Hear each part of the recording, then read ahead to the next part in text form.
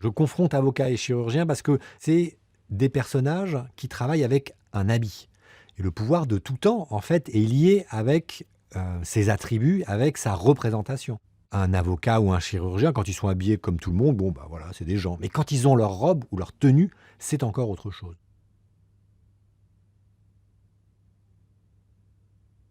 Peut-être qu'au fond, on pourrait se dire, non mais attends, un avocat et un chirurgien, c'est quand même des gens pas si importants que ça dans le pouvoir, quoi. Effectivement. Néanmoins, sur un autre plan, c'est peut-être exactement ce qu'il y a de plus important dans le pouvoir.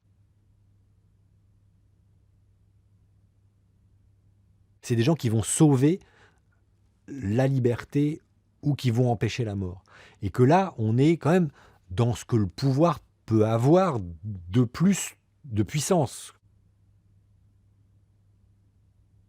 Je prends les rendez-vous et je leur dis oui. Et puis, n'oubliez surtout pas votre robe ou votre tenue de chirurgien.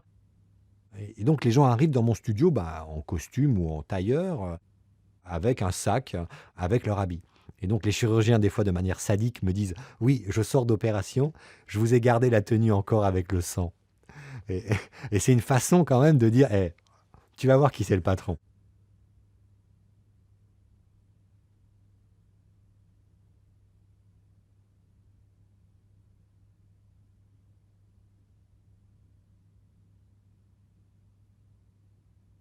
Donc, il y a ce jeu-là, et j'aime jouer avec ça. L'avocat, évidemment, va sortir sa robe, et à un moment donné, c'est un monsieur tout le monde, je veux dire, c'est un bon bourgeois, quoi. Je veux dire, il a l'air sympa, il ressemble à pas grand-chose.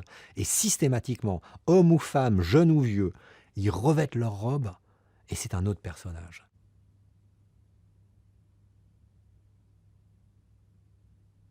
Je veux dire, ils deviennent des comédiens. Quelque chose s'est passé, je les reconnais plus, c'est quand même incroyable. À partir de là, le jeu JEU peut commencer. Mais ce jeu-là va nous amener au jeu JE.